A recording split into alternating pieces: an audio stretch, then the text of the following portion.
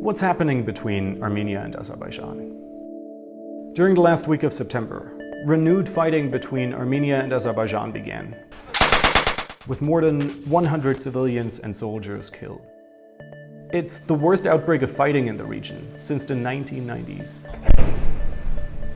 Early in the morning, around 7 a.m., the Azerbaijani forces launched a large-scale aggression, including missile attacks. This region, that's located near Turkey and Iran, has been volatile for the last 3 decades. Both countries have again and again engaged in a cycle of provocation and retaliation. What's the history behind this conflict?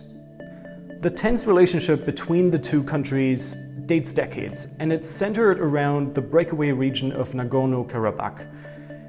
Even though that enclave has a predominantly ethnic Armenian population, it was controlled by Azerbaijan throughout the Soviet era. In 1988, those tensions began to boil over when the enclave tried to unite with Armenia. And when the Soviet Union collapsed in 1991, tensions escalated unrestrained. Armenia and Azerbaijan went to war over the enclave. More than 20,000 people died, and nearly 1 million people were displaced by the violence before a ceasefire was declared in 1994. Until today, the vast majority of countries worldwide consider the enclave to be a part of Azerbaijan. But for people living there, the reality has felt very different for the last 3 decades. They consider themselves to live in an independent state, mostly controlled by political factions linked to Armenia.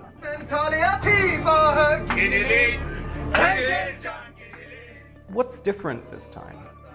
Armenia claims the latest fighting was triggered by an Azerbaijani attempt to regain partial control over the enclave.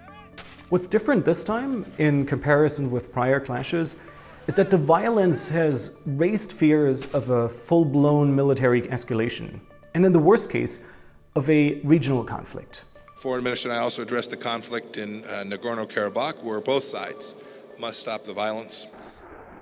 Despite calls for a ceasefire, and unlike in previous instances, neither of the two sides seem willing to back down. Why are there concerns over a broader escalation? Azerbaijan hopes it can count on the support of Turkey, which, just like the United States, is a member of the NATO alliance. It's unclear how much support Turkey is already providing or how far it's really willing to go. On September 29, Armenia accused Turkey of shooting down one of its planes, but Turkey has denied those allegations. Turkey and Armenia have no official diplomatic ties. It's the result of long-standing tensions, including over Turkey's resistance to acknowledge the 1915 Armenian genocide.